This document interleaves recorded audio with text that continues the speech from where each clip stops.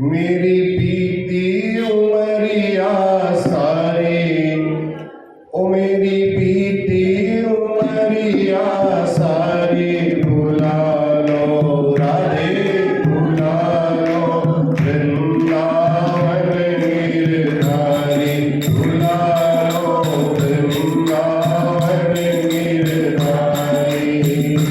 मेरी बीती उमरिया सारी भुला लो राधे, भुला लो जय हो, भुला लो वृंदावन गिरधारी, भुला लो वृंदावन गिरधारी। ममता ने गाना घेरा, ममता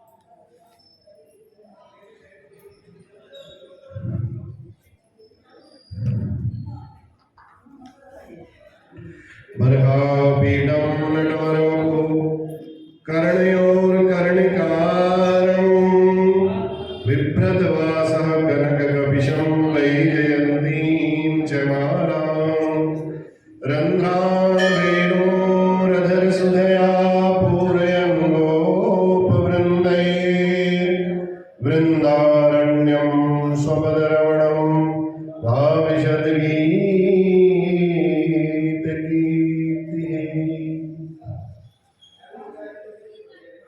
कल श्रीमद् भागवत चर्चा में भगवान ने बाम अंग से शत्रुपा और दक्षिणांग से मनु, इनकी सृष्टि, इनकी रचना की और इनसे कहा अब तुम मानवीय सृष्टि का विस्तार करो। इसलिए मनुपुत्र होने के नाते हम सभी लोग मानव कहलाते हैं।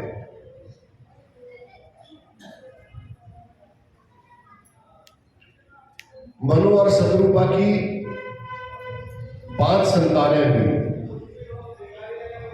2 बेटा 3 बेटियां। 3 बेटियों के नाम है आहुति, देवहूति और प्रसूति। 2 बेटे हुए प्रियव्रत और उत्तानपाद। एक दिन मनु महाराज ने ब्रह्मा जी से प्रार्थना की, कहा महाराज आप कहते हो सृष्टि का विस्तार करो, मैं भी सृष्टि का विस्तार करना चाहता हूं, लेकिन सृष्टि का विस्तार करूं तो करूं कैसे? पृथ्वी तो है ही नहीं। पृथ्वी को तो हिरण्याक्ष पाताल लोक लेकर के चला गया। आप कहते हो सृष्टि का विस्तार करूं तो करूं कैसे? ब्रह्मा जी ने ध्यान लगाया, सारा विवरण ब्रह्मा जी ने देखा कि वास्तव में हिरण्याक्ष पृथ्वी का हरण करके पाताल लोक पर पृथ्वी को ले गया है। और तभी ब्रह्मा जी ने ध्यान लगाया और ध्यान लगाते ही तुरंत ब्रह्मा जी को छींक आई एकदम, और छींक आते ही नासिका रंध्र से भगवान का वाराह अवतार प्रकट हो गया। बोल वाराह भगवान की जय। देखते ही देखते वराह रूप में जब भगवान प्रकट हुए, सुअर के रूप में,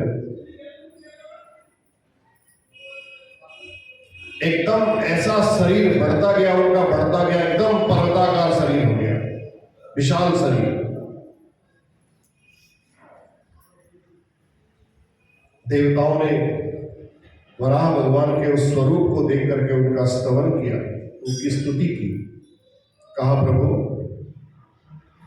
हिरण्याक्ष ने पृथ्वी का दोहन कर लिया है, पृथ्वी को नीचे हर करके ले गया है, आप इसका वध करो और पृथ्वी का उद्धार करो। विदुर जी और मैत्रेय जी का ये संवाद चल रहा है हरिद्वार में, गंगा की पावन भूमि पर।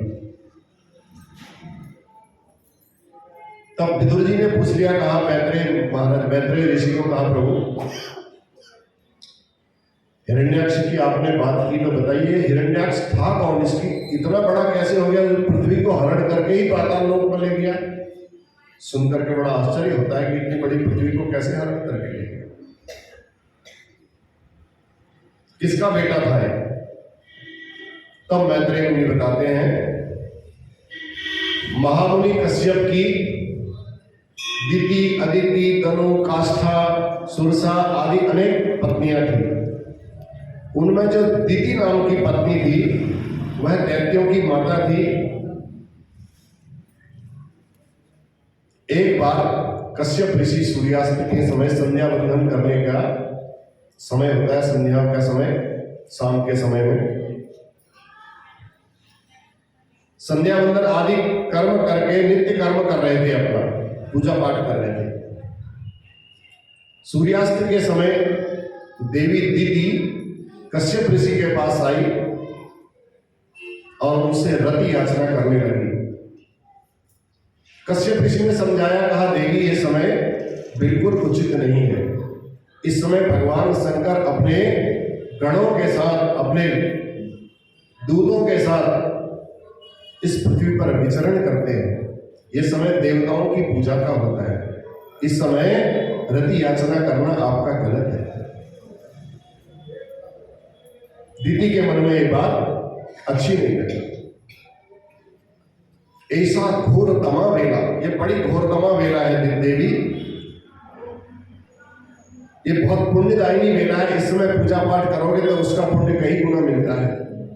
भगवान इस समय परिभ्रमण कर रहे होंगे और ऐसे समय में जो स्त्री गर्भ धारण करती है उसकी दुष्ट संतान पैदा होती है, पर दीदी ने एक नहीं मानी।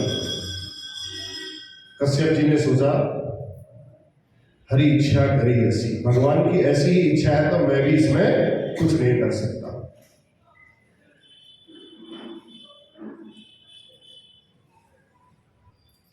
कामज्वर शांत होने के बाद दीदी को बड़ा पछतावा हुआ।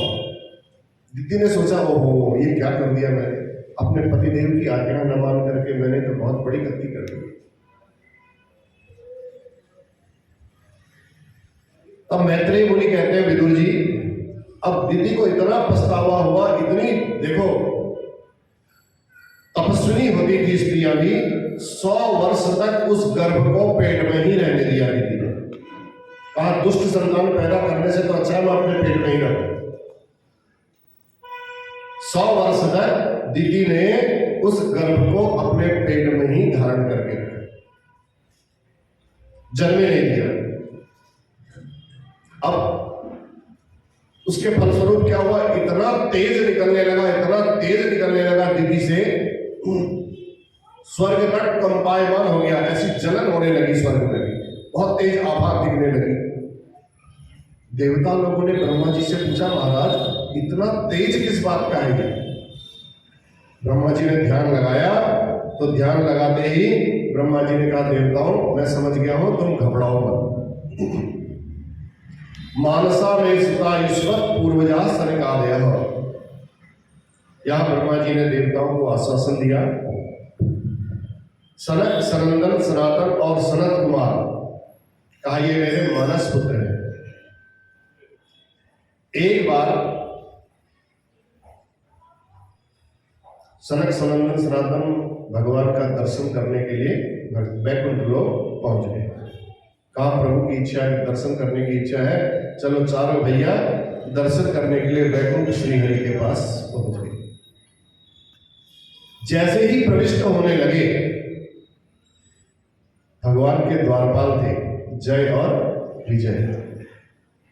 द्वारपालों ने तुरंत कह दिया प्रभु अभी आप अंदर नहीं जा सकते हो, भगवान इस समय विश्राम अवस्था में है, ध्यान में है, आप इस समय अंदर नहीं जा सकते। सनक, सनंदन, सनातन और सनत कुमार ये चारों भैया ऐसे थे, इनको कोई रोकता नहीं था।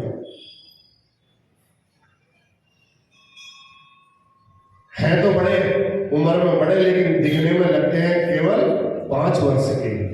पंचहायन वंशेष, पंचहायन संयुक्ता पूर्वेशामपि पूर्वजा, है पूर्वजों के भी पूर्वज, लेकिन दिखने में आज भी 5 वर्ष के बालक ही लगते हैं।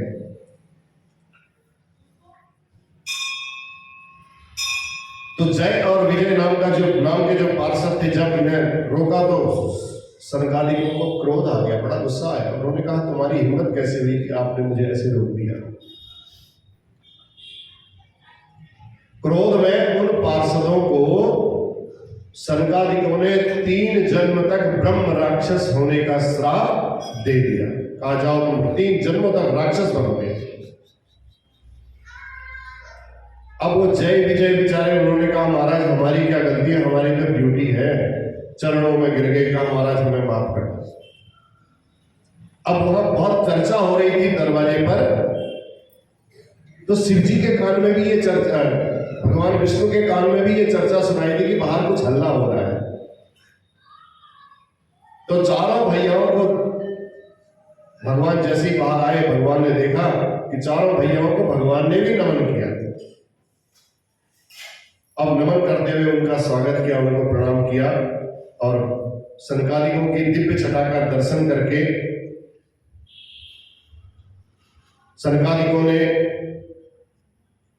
भगवान श्री हरि को प्रणाम किया। उनकी दिव्य मंजरी की सुगंध ग्रहण करते ही सब उनका जो क्रोध था वो क्रोध एकदम शांत हो गया, सनकादिक भी शांत हो गए। आनंद से मुक्त हो गए भगवान के दर्शन करते ही, और हाथ जोड़कर कहने लगे, प्रभु एतौ तौ पार्षदो मह्यम जयो विजय एव च कदर्थी कृत्य माम यद्वो बह्वक्रातामतिक्रमम्। भगवान की कुशलता देखो। भगवान हाथ जोड़ करके सनकादिकों को कहते हैं, देखो सनकादिकों, कितने प्यार से भगवान ने वार्तालाप की सनकादिकों से। एतौ तौ पार्षदौ, महाराज ये आपके ही पार्षद हैं, ये हमारे पार्षद नहीं बोला।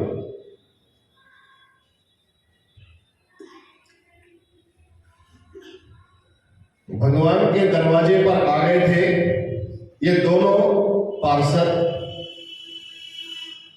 मैंने ही वहां पर नियुक्त किए थे, और इन पार्षदों को आपने डांट दिया है महाराज, मैं इसके लिए आपसे क्षमा याचना करता हूं। भगवान ने सनकादिकों को बोला कि प्रभु आप हमें क्षमा कर दीजिए, इनके लिए हम आपसे क्षमा मांगते हैं, क्योंकि भी हमने ही नियुक्त किया था, ये द्वारपाल तो हमारे ही थे। अब गलती इनसे हुई तो इनकी गलती को हम अपनी गलती स्वीकार कर लेते हैं। देखो महानता कितनी बड़ी है भगवान की। भगवान ने एक तरफ ये भी दर्शा दिया, भैया आपने इनको दंड दिया, दंड देना उचित है, लेकिन ये हमारे पार्षद होने के नाते हम भी आपसे क्षमा मांगते हैं और आप हमें दंड दे दीजिए, क्योंकि सेवक का अपराध स्वामी का ही अपराध माना जाता है। भैया इनकी ड्यूटी थी, इन्होंने, इनको जैसा बोला गया था इन्होंने वैसा ही किया, इसलिए अपराधी मैं भी हूं। भगवान कहते हैं भैया एक बात ये भी गलत है, कोई संत का यदि अपमान करे, संत मेरी भुजाएं हैं, तो मैं इस भुजा को काट दूंगा, काट डाल करके फेंक। छिंद्याम स्वबाहुमपि वह प्रतिकूल वृत्तिम, अगर संत का कोई अपमान करेगा तो मेरे लिए, मैं भी उनसे लड़ूंगा, लड़ करके चाहे मेरी भुजा कट जाए, मैं भी संत का अपमान नहीं होने दूंगा। तब भगवान कहते हैं मेरे दो मुख हैं। भगवान के कौन से हैं दो मुख? ब्राह्मण और अग्नि। ब्राह्मणोस्य मुखमासीत् बाहुराजन्यः कृतः ऊरु तदस्य जन्मस्य पदव्याग्ं शूद्रो अजायत। दो मुंह है भगवान के, एक ब्राह्मण, दूसरा अग्नि। मुखादग्निरजायत, भगवान के मुंह से अग्नि का जन्म हुआ और भगवान के मुंह से ही ब्राह्मण का भी जन्म हुआ। अब तुलनात्मक रूप से किसी ने पूछा, भगवान से कहा महाराज बता दो दोनों में अत्यंत प्रिय कौन है आपको, अग्नि ज्यादा प्रिय है कि ब्राह्मण ज्यादा प्रिय है, ये भी बता दीजिए। तब भगवान ने कहा भैया ऐसा है, भोजन तो वैसे तो दोनों के मुखों में ही भोजन पवाया जाता है। अग्नि में स्वाहा जब हम बोलते हैं तो वो सीधे देवताओं को स्वीकार होता है, भगवान को स्वीकार होता है। और ब्राह्मण जब भोजन करके कहते आहा बड़ा आनंद आया, तो भगवान कहते हैं जब ब्राह्मण के मुंह से आहा निकलता है बड़ा सुंदर लगता है, वहां स्वाहा होने में बड़ा आनंद आता है। लेकिन भगवान के मुंह, ब्राह्मण के मुंह से जब लगता है बहुत सुंदर, बहुत अच्छा लगा है, आहा करते हैं, तो वो मुझे अत्यंत प्रिय लगता है। जब प्रसन्न हो जाते हैं ब्राह्मण, बिल्कुल डकार लेकर के कहते हैं नहीं नहीं अब बिल्कुल नहीं लेना, पहले थोड़ा सा मना करते हैं, फिर दोनों हाथ लगा देंगे, नहीं अब बिल्कुल नहीं, तो तब भगवान कहते हैं ऐसी परिस्थिति में मैं अत्यंत प्रसन्न हो जाता हूं। कई प्रकार के व्यंजन भगवान ब्राह्मणों को खिला करके जब ब्राह्मण प्रसन्न होकर के आते हैं तो उनकी प्रसन्नता को देख करके मेरा कोई ठिकाना नहीं रहता खुशी का, अंतरात्मा मेरी प्रसन्न हो जाती है।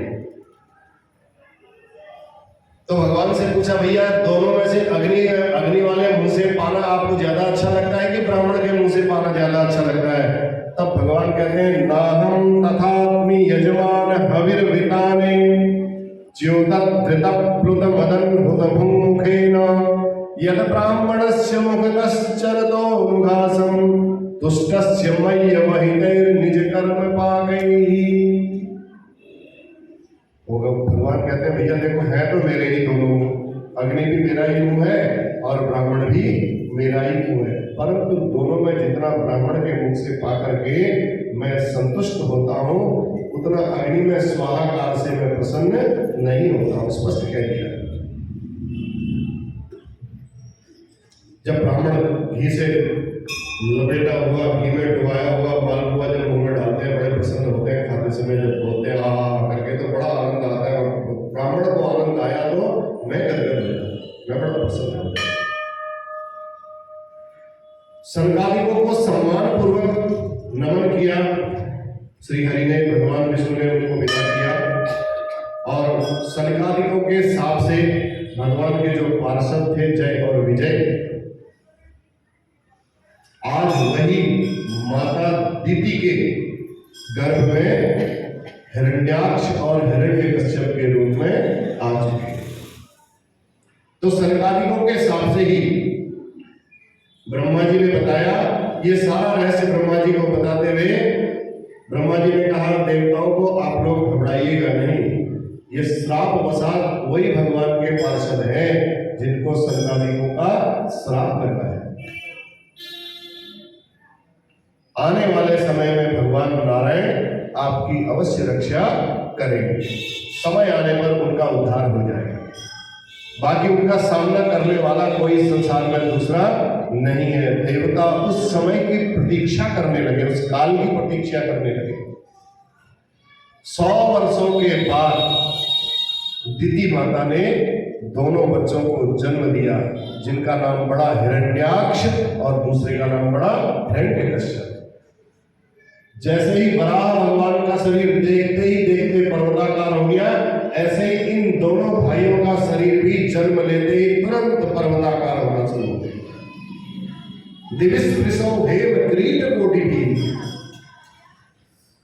अब दोनों भाई थे बड़े बलवान, भगवान ने भी बोल दिया था भैया इनका सामना कोई दूसरा कर नहीं सकता है, ये इतने बलवान। एक दिन हिरण्याक्ष अपने भाई से हिरण्यकश्यप से बोला, कहा भैया हमें बल पराक्रम बहुत मिल गया है, पर आज तक लड़ने वाला हमको कोई प्राप्त नहीं हुआ।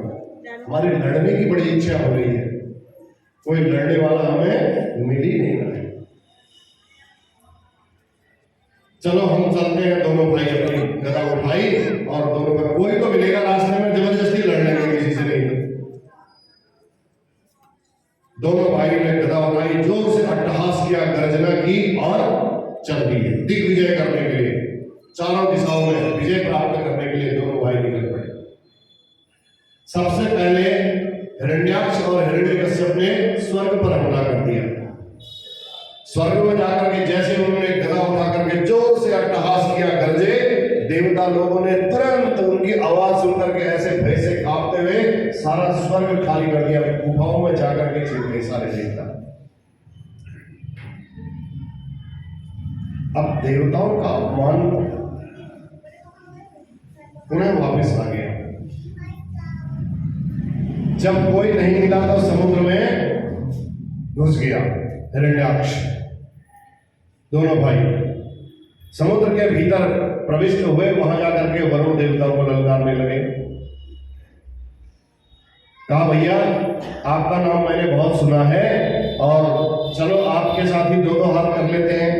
वरुण देवता ने सोचा भैया इससे पिंड छुड़ा लिया जाए तो ज्यादा अच्छा है, छुटकारा मिल जाए। तो इससे लड़ूंगा तो हारना तो है ही, हारने से अच्छा है कोई ऐसा बहाना बनाया जाए जिससे इससे पिंड छुड़ा करके। तो हाथ जोड़ करके वरुण ने कहा भैया तेरी उम्र के जब हम थे तब तो हमारे हाथों में बहुत बल था और हमारी भी इच्छा होती थी कोई हमसे लड़े। अब हम बहुत बूढ़े हो गए हैं, अब हम आपसे लड़ नहीं सकते।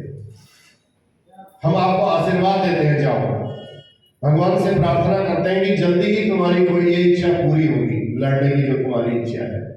ऐसा कह करके वरुण देवता भी अपना साइड से निकल गए। अब वरुण को भी अपमानित कर करके हिरण्याक्ष फिर वापस लौट आया। अचानक रास्ते में श्रीमन नारायण श्रीमन नारायण श्रीमन नारायण करते करते नारद जी से उनकी भेंट हो गई। नारद जी को पकड़ लिया, ए बाबा इधर आओ। नारद जी अपना भगवान की धुन लेते हुए श्रीमन नारायण कहते कहते पहुंच गए।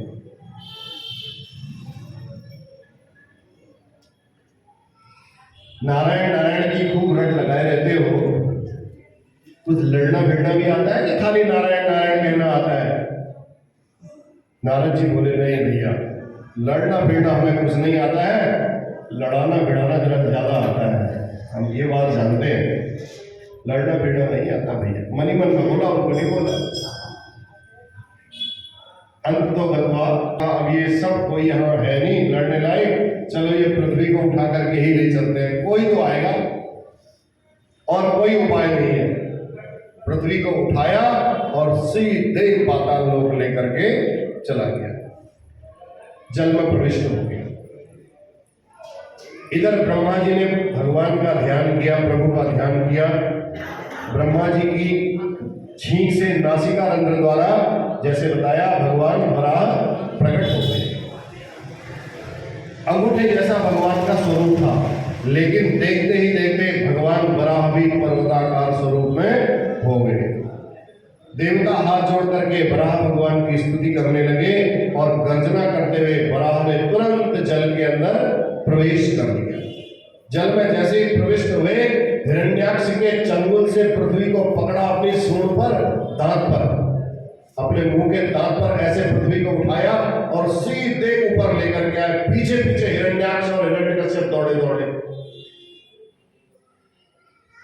वराह भगवान ने सोचा, अगर रास्ते में लड़ गए तो पृथ्वी फिर नीचे ही पहुंच जाएगी। बुद्धिमानी यही है कि पहले अपना काम कर लिया जाए। तो ला करके ऊपर ला करके पृथ्वी को पहले स्थापित कर दिया। उसके बाद हिरण्याक्ष के पास पहुंचे, पृथ्वी मैया को मुक्त करवा करके जैसे ही वापस मुड़े, हिरण्याक्ष तुरंत सामने खड़ा हो गया, ललकारने लगा, अरे मूर्ख, कहां भागता है? वराह भगवान ने एक नहीं सुनी, भागते रहे। तूने इस पृथ्वी को यथास्थान ला करके वहीं स्थापित कर दिया। भगवान ने खड़े होकर के जब बहुत ज्यादा अपमान करने लगा तो कहा, आवा, क्या चाहते हो आप? आइए श्रीमान जी। वराह ने बोला, तू जंगली सूकर है, तेरी हिम्मत कैसे हुई इस पृथ्वी को उठा करके लाने की? कहा, हम तो जंगली सूकर हैं, तुम तो गांव के कुत्ते हो, भौंकने वाले कुत्ते, काटने वाले भी नहीं, भौंकने वाले कुत्ते हो, ग्राम सूकर। संस्कृत में बोला, संस्कृत में क्या बोला जाता है? जो गांव के कुत्ते होते हैं उनको, बड़ा अच्छा शब्द है संस्कृत में, सुनने वाले को लगेगा कि मेरी बहुत पढ़ाई कर रहा है। ग्राम सिंह जी, उसको बोला जाता है ग्राम सिंह। उसको लगेगा कि गांव का शेर बोल रहा है, लेकिन संस्कृत में ग्राम सिंह का अर्थ होता है गांव का कुत्ता।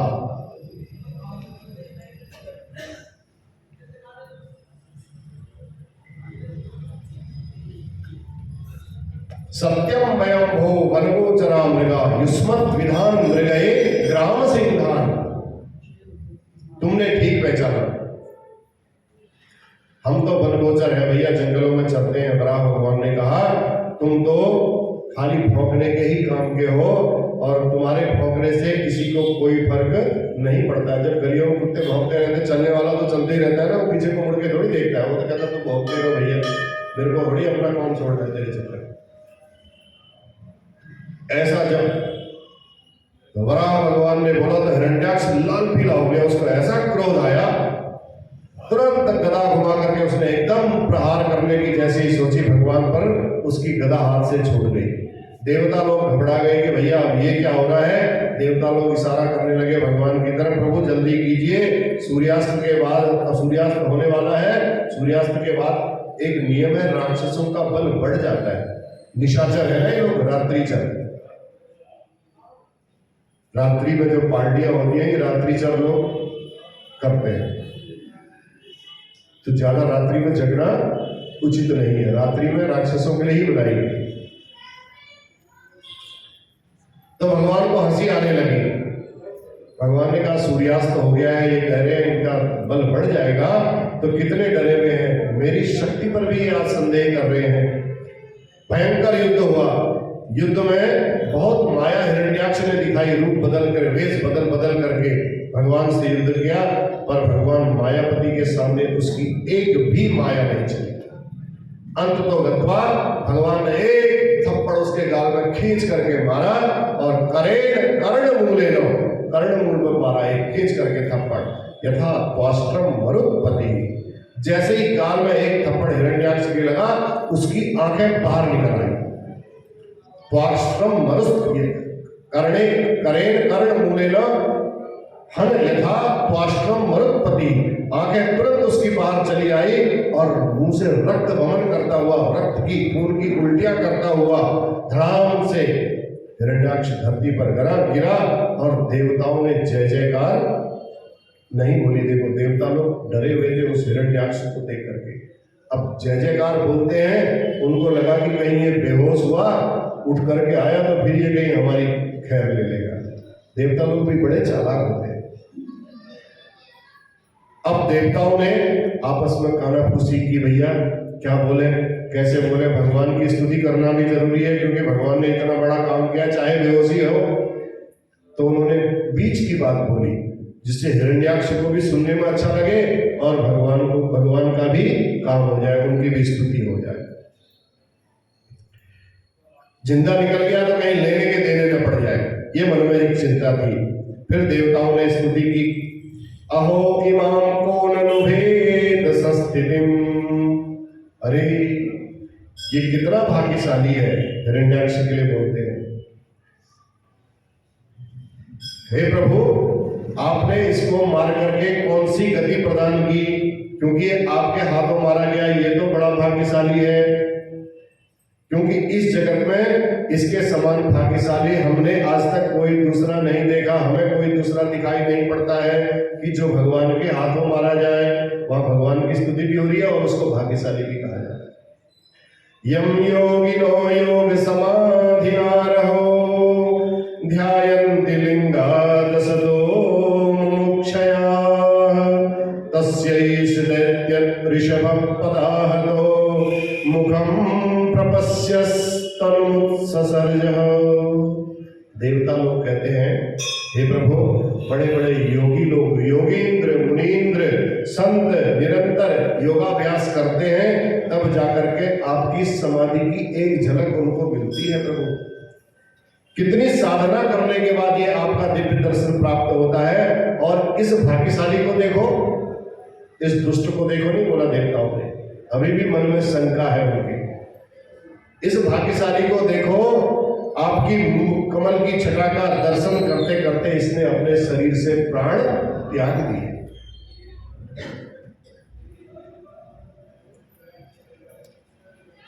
मरने के बाद भी इसकी आंखें फटी फटी बाहर निकल गई थी ना, अभी भी आपको ही निहार रही है।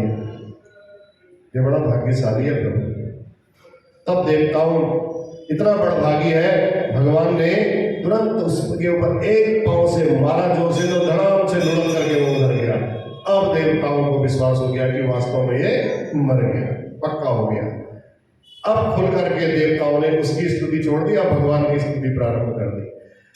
नमो नमस्ते खिल यज्ञ तंतवे स्थितौ गृहीता मन सत्वमूर्तये दिष्ट्या हतोयं जगता मरुन्तुदस् त्वत्पाद भक्त्या वयमीश निर्वृता। देवता कहने लगे, हे प्रभु हम आपके चरणों में बारंबार प्रणाम करते हैं। अब भगवान की प्रशंसा करनी चाहिए। बड़े सौभाग्य की बात है जो इस दुष्ट को आपने अपने हाथों से इसका दमन किया, वरना इस दुष्ट को कोई संसार में मारने वाला नहीं था। इसके डर के मारे हमने अपना घर छोड़ करके कंदराओं में, गुफाओं में जाकर के हम भागते फिर रहे थे।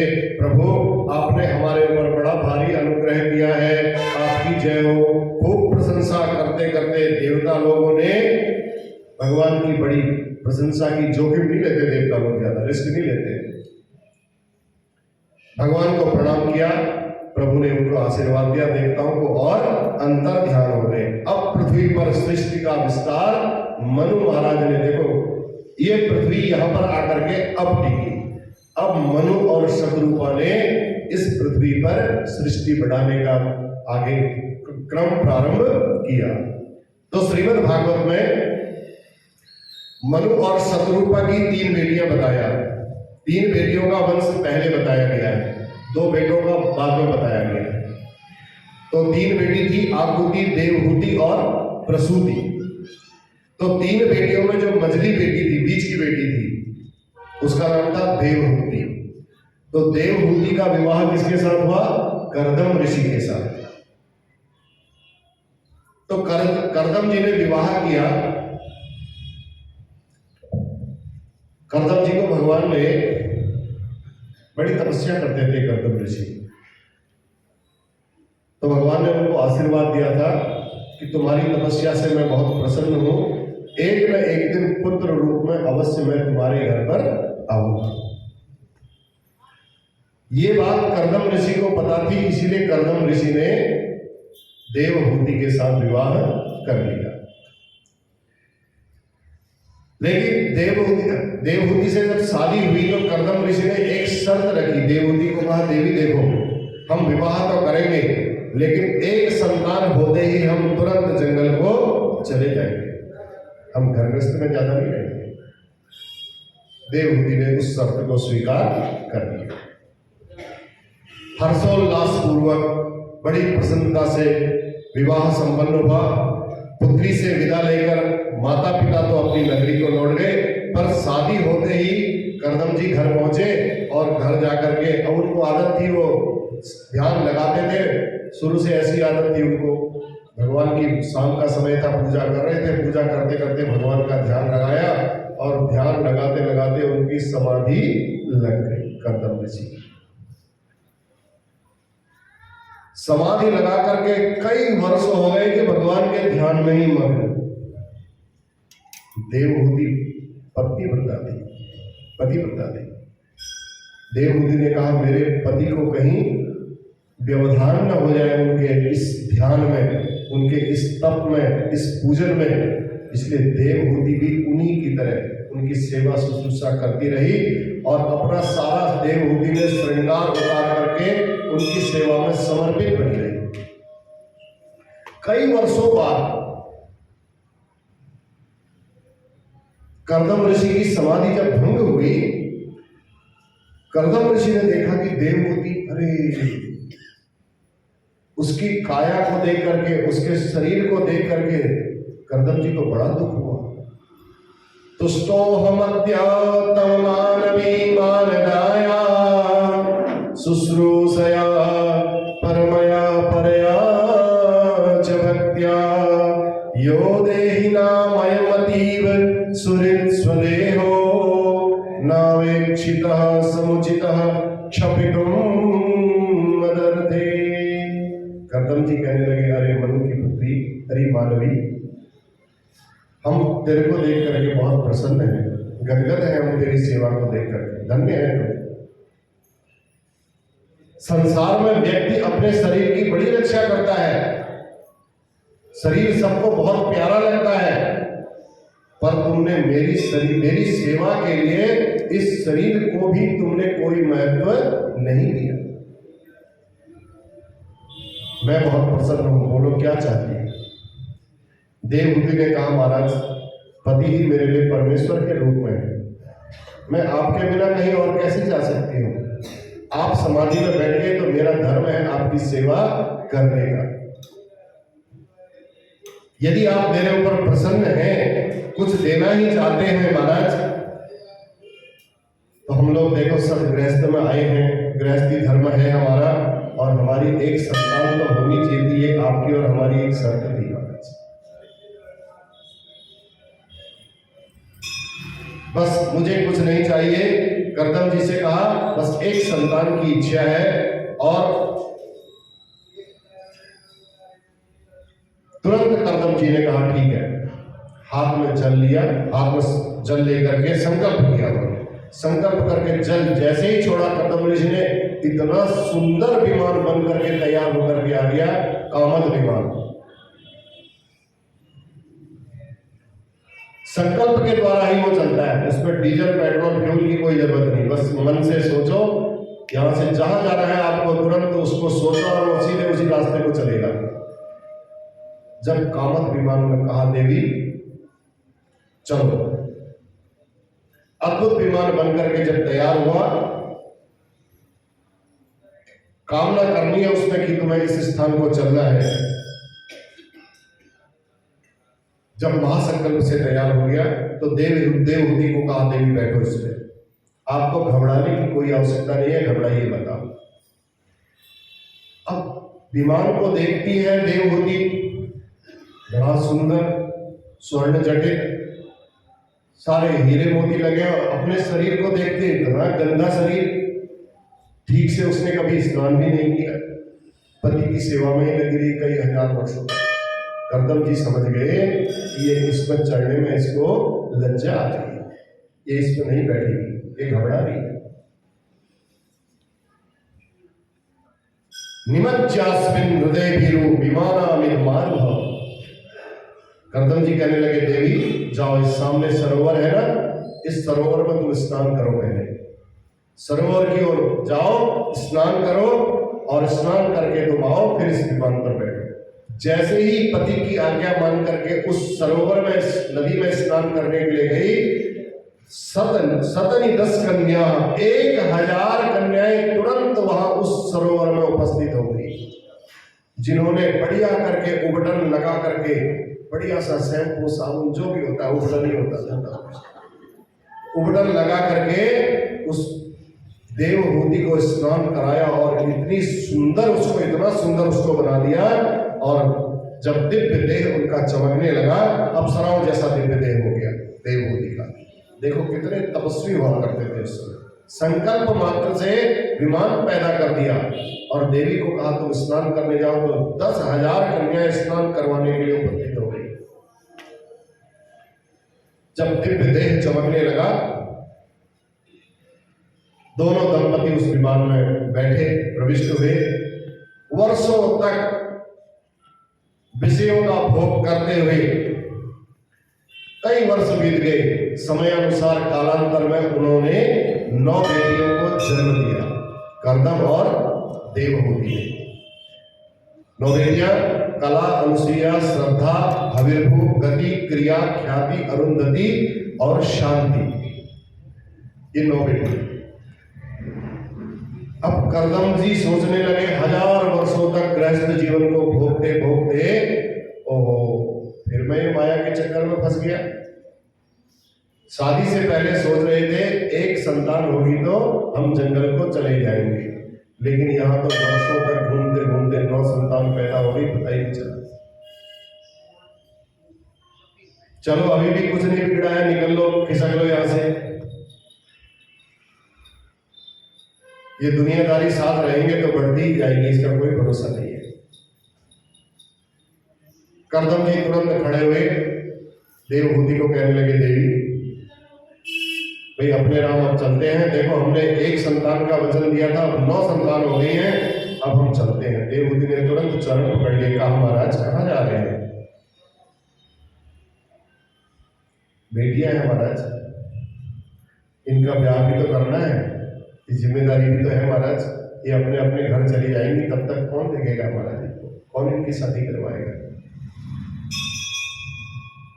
कर्दम जी ने कहा याद करो, एक संतान के लिए हमने संकल्प लिया था शुरू में, 9 संतान हो गई हैं, अब मैं यहाँ टिकने वाला नहीं हूँ। तब देवहूति ने कहा महाराज जब ये ससुराल चली जाएंगी तब आप चले जाना, कोई बात नहीं, लेकिन ससुराल जाने तक तो इंतजार करो महाराज, गृहस्थ जीवन में आए हैं, इतना आपको करना पड़ेगा।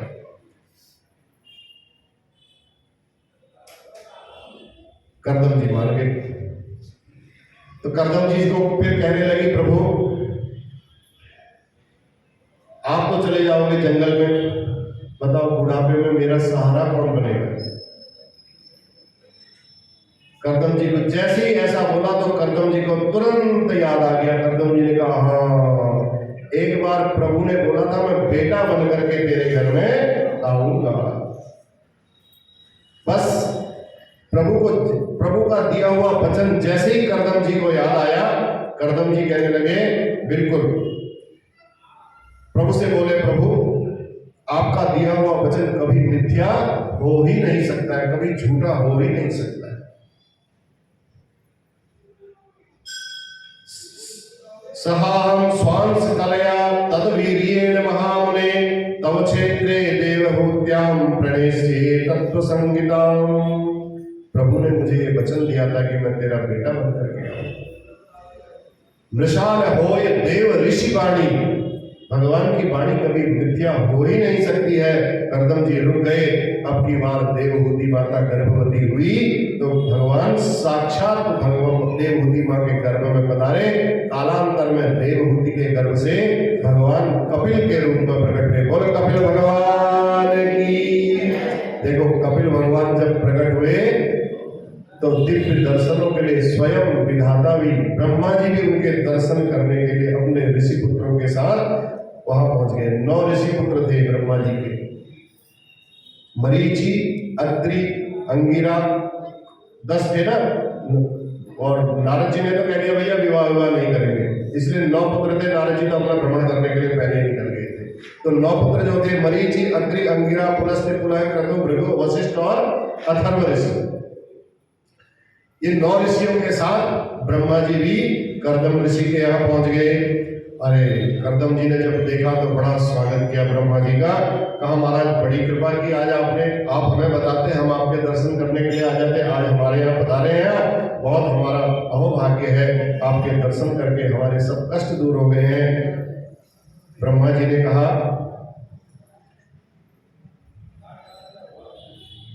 आपके घर में भगवान स्वयं पधारे हैं, मैं तो उनका दर्शन करने के लिए आया हूँ। और तब करदम जी ने कहा महाराज आप 9 बेटों को लेकर के आए हो, मेरी भी 9 बेटियां हैं, ठीक? अगर इन 9 बेटों के साथ 9 बेटियों का सहयोग कर दिया जाए महाराज, आपकी भी टेंशन खत्म और मेरी भी टेंशन खत्म। ये प्रस्ताव ब्रह्मा जी को बड़ा अच्छा लगा। ये जोड़ा बड़ा अच्छा हो जाएगा, न आपको भटकना पड़ेगा न मुझे भटकना पड़ेगा। ब्रह्मा जी प्रसन्न हो गए। ब्रह्मा जी ने सृष्टि विस्तार के लिए, वैसे ही सोच रहे थे भैया सृष्टि का विस्तार करना है, तो अपने 9 बेटों का विवाह देवहूति के करदम जी की 9 बेटियों से कर दिया। कला नाम की जो बेटी थी वो मरीचि ऋषि के साथ विवाही गई। अनुसुईया नाम की जो बेटी थी वो अत्रि ऋषि के साथ विवाही गई। श्रद्धा नाम की जो बेटी थी वो अंगिरा ऋषि के साथ विवाही गई। हविर्भु नाम की जो बेटी थी वो पुलस्त्य ऋषि के साथ, और गति नाम की बेटी पुलह ऋषि के साथ, क्रिया नाम की क्रतु ऋषि के साथ, ख्याति नाम की भृगु ऋषि के साथ, अरुंधति नाम की बेटी वशिष्ठ ऋषि के साथ, और शांति नाम की बेटी अथर्वण ऋषि के साथ ब्याही गई। अब बेटियां ससुराल चली गई, बेटियों का दायित्व भी पूरा हो गया। ससुराल चले गए, बेटा होना था, बेटा भी हो गया। अब सारे दायित्व पूरे हो गए, इसलिए करदम जी ने कहा भैया अपने राम भी चलते, अब टिकेंगे नहीं। देवहूति ने अब की बार जोर नहीं किया, कोई दुराग्रह नहीं किया, और करदम जी अपनी तपस्या करने के लिए चले गए। कहने का भाव, घर में देखो कितनी अनुकूलता थी करदम जी के। गुस्से में आकर के घर छोड़ना, उससे वैराग्य नहीं आएगा। कमी से घर छोड़ोगे, वो वैराग्य आपका सफल होने में संदेह है। करदम जी के घर में देखो कितनी संपन्नता थी। मरीचि, अत्रि, अंगिरा, वशिष्ठ, अत्रि, पुलह, क्रतु जैसे दामाद, देवहूति जैसी पत्नी,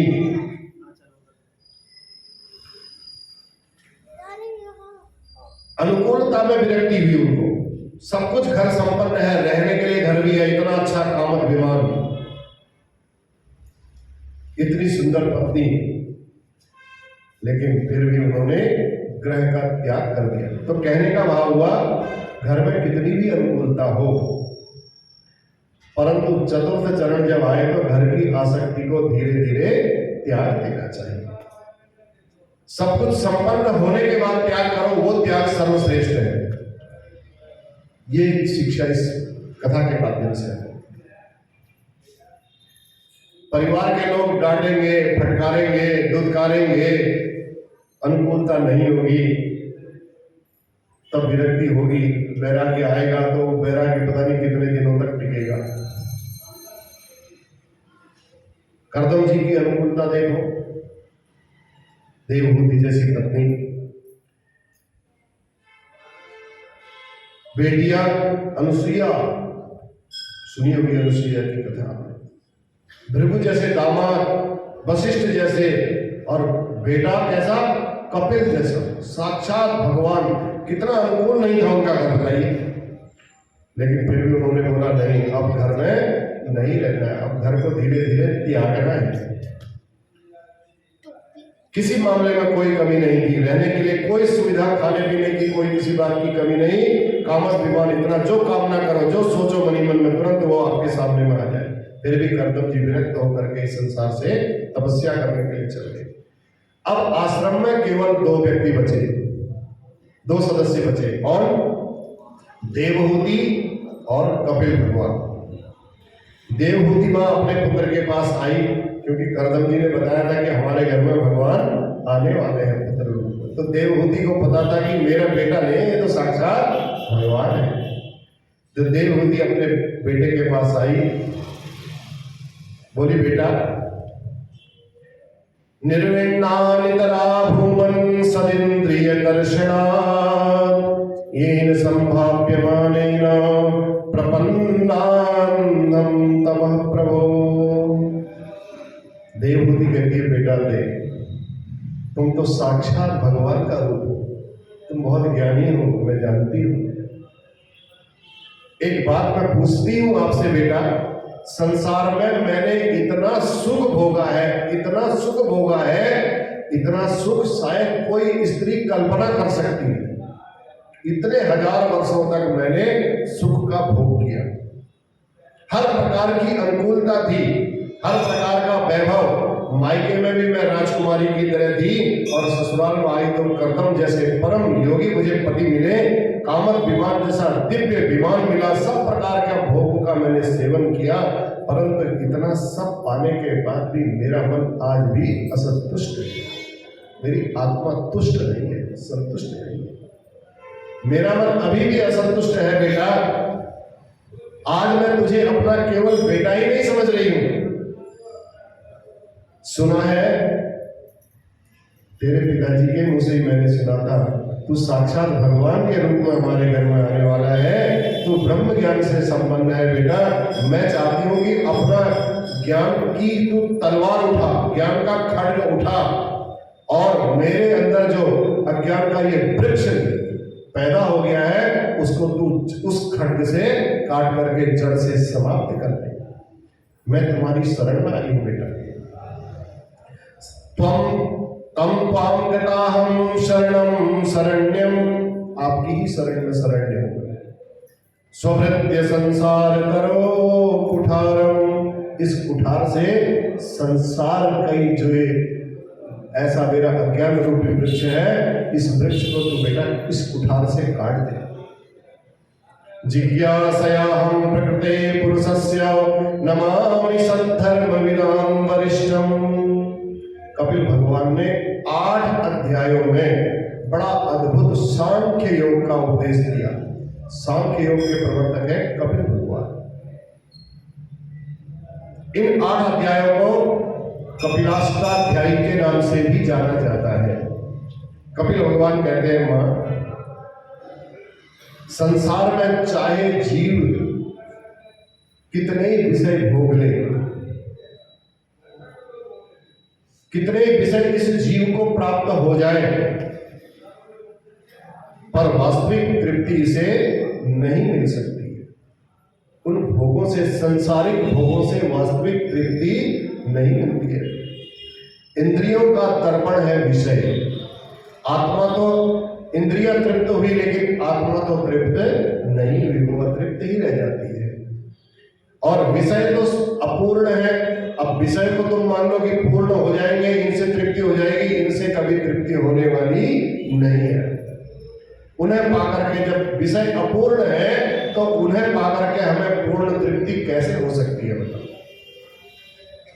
तो जीवन में परिपूर्णता तभी आएगी जब परिपूर्ण के चरणों से हम जुड़ जाएंगे।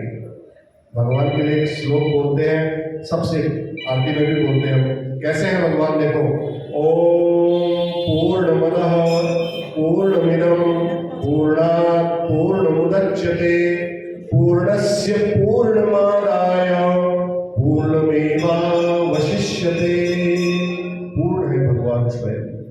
पूर्णमदः पूर्णमिदं, यह भी पूर्ण है, वह भी पूर्ण है। पूर्ण में से ही पूर्ण को निकाल लो, भगवान से भगवान को मान लो। पूर्णस्य पूर्णमादाय, उस पूर्ण में से पूर्ण को लेकर के वो पूर्ण ही रहते हैं, वो अपूर्ण नहीं होते। इसलिए परिपूर्ण प्रभु के पाद पद्मों में हे माता ध्यान लगाओ। उनके पाद पद्मों में ध्यान लगाने से जीवन में परिपूर्णता आती है, और उस परिपूर्णता से जो आनंद की प्राप्ति होती है, उस आनंद से ये मानव तृप्त हो जाता है। अपने मन को माते जगत से हटा करके जगदीश्वर की तरफ लगाओ। बोलो के बिहारी लाल की। बस कपिल भगवान ने कहा, माता ये मन आपके अंदर जो विराजमान है ना, यही तुम्हारी मुक्ति का कारण है और यही तुम्हारे बंधन का कारण है। इस बारे में हम कल चर्चा करेंगे। मन एवं मनुष्याणाम कारणम बंध मोक्षयो। मन ही एक मनुष्य के अंदर ऐसा है, यही आपको दुख भी देता है और यही आपको सुख भी देता है। ये कपिल ने अपनी माता को उपदेश दिया। बोलवा के बिहारी लाल की जय। श्री भागवत भगवान की जय। बस भजन नहीं बोले?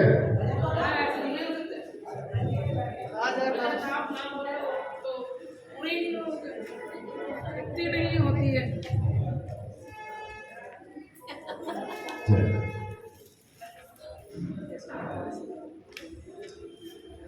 मुरली बजा के मोहना क्यों कर लिया दीवाना। मुरली बजा के मोहना क्यों कर लिया दीवाना। मुरली बजा के मोहना क्यों कर लिया दीवाना। ढूंढा गली गली में, खोजा नगर नगर में। ढूंढा गली गली में, खोजा नगर नगर में। मन में यही लगन है, मन में यही लगन है। दर्शन में दोबारा मुरली बजा के मोहना तू कर लिया किनारा। मुरली बजा के मोहना। मधुबन तुम्ही बताओ बताओ, मोहन कहाँ गए हैं। मधुबन तुम्ही बताओ, मोहन कहाँ गए हैं। कैसे ये झुक गया है, कैसे ये झुक गया